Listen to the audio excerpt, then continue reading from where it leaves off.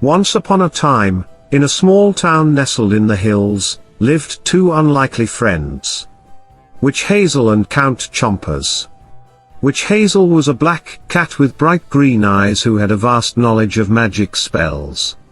Count Chompers was a white vampire dog with black eyes, sharp fangs and a love for all things blood. Despite their differences, the two had been the best of friends for over 200 years, always getting into mischief and exploring the world around them. One night, while out on a walk, Witch Hazel and Count Chompers stumbled upon an abandoned haunted house on the outskirts of town. Since the two had all of the time in the world, and Witch Hazel, having the natural curiosity of a cat, they decided to investigate the old structure. The old wooden boards creaked under their paws as they made their way inside, the dimly lit rooms filled with cobwebs and dust. But as they began to explore, they soon realized that they were not alone. Chomps, did you hear that? It sounds like an old out-of-tune song, from the 1950s. Witch Hazel whispered, her fur standing on end. Count Chompers sniffed the air, his vampiric senses on high alert. I smell something too. Something. Not quite right. Is it hair pomade? Suddenly, a cold breeze blew through the room, and the candles flickered on the walls. A ghostly figure of a 1950s-era greaser man materialized in front of them, its mostly transparent form glowing with an otherworldly light.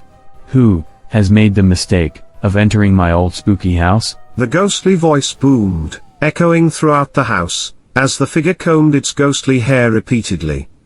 Witch Hazel stepped forward, her whiskers twitching with nervousness. We didn't mean to intrude. We were just exploring. The ghost let out a chilling laugh. Exploring, huh? Well, now you've got a curse to explore. You'll never escape this house until you break it. Don't worry, I will keep you entertained with my endless singing and humming of 1950s rock classics. With that, the ghost disappeared, leaving Witch Hazel and Count Chompers alone in the darkened house. They soon realized that their powers had been weakened by the curse, making it impossible for them to use their magic or vampire abilities to escape. What in the world was that about, and what are we going to do? We have to find a way out of here. I was already ready for a snack, so this is a big setback for me, said Count Chompers nervously, his voice grave. Witch Hazel nodded, her eyes scanning the room. Yes, but I am not sure how. We can't even use our powers. We are going to have to rely on just our wits to get out of this. They searched the house for a way to escape, but every door and window was locked tight. As the hours wore on, and the ghosts' singing persisted, they grew more and more desperate. Oh, wow. I don't want to hurt anyone's feelings, but this singing is, well, quite terrible. We can't give up.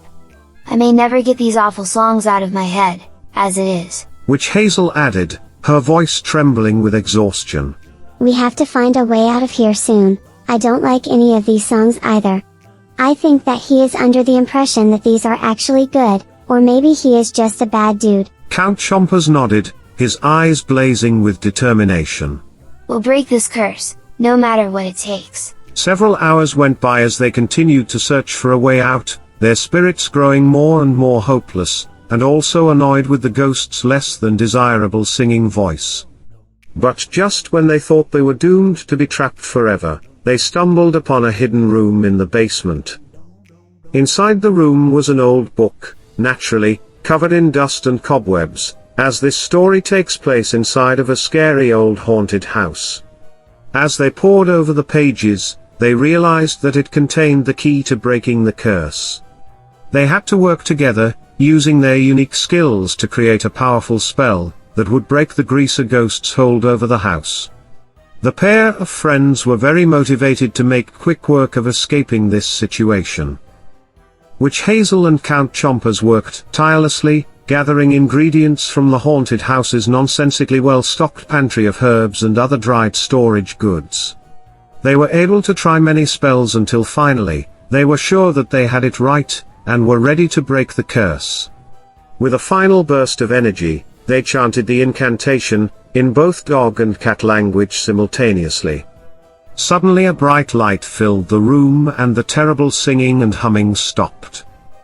When the light faded, they found themselves standing outside the haunted house, the curse broken and their powers restored. They turned to each other, grinning from ear to ear. We did it, and without needing our powers. I am not sure why the pantry of a haunted house had so many ingredients, but that is beside the point, right? Which Hazel said, her eyes shining with pride. Count Chompers nodded, his tail wagging with excitement. We make a great team, don't we? I am so hungry I could eat regular dog food, but that is disgusting. Ah, no problem, our powers have been restored. Here you go, Chomp's old buddy, said Witch Hazel, as she instantly created a bloody cocktail for Count Chomps. She was very happy to have her powers restored, but not nearly as happy as Count Chomps. Together they felt as if they can overcome any obstacle. With their powers restored, this sort of thing would be a lot easier to overcome, but this time they did it just on their wits alone. Well, their wits and also an unexplained well-stocked pantry, full of necessary spell-casting ingredients, in a house that was abandoned for several years. Also, even with his vampire powers removed, Count Chomps is a dog. Was he really not able to smell the ingredients? Oh, Count Chomps. You forgot about your doggy powers. It's okay, you are a good boy.